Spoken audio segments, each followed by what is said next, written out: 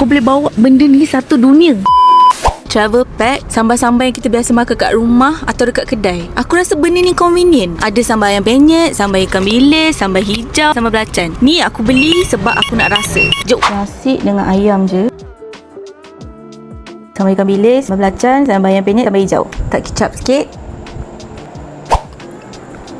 Boleh tahan pedas. Ikan bilis je jenis besar-besar tu. Aku tak minat sambal ikan bilis, tapi dia sambal tu sedap.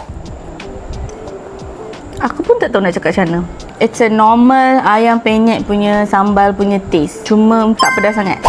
For some reason, aku tak rasa macam sambal hijau pun kurang pedas.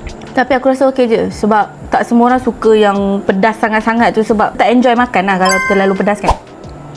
Rasa belacan dia kuat. So tak berapa rasa pedas. Dia tak masam, dia tak pedas. I guess certain orang suka kot rasa belacan tu strong. Aku rasa ni idea bisnes yang kreatif sebab dia compact size, practical and easy to carry. Memang ada banyak bisnes travel pack sambal, tapi this one aku rasa dia lain daripada yang lain sebab individual serving. Tak payah fikir untuk ikat dia balik ke, simpan dia balik ke kan. Kau makan terus habis, senang. And besar tapak tangan je. Kita boleh selit je dalam handbag atau selit dalam poket. The price, aku rasa akan ada orang yang berpendapat harga dia mahal.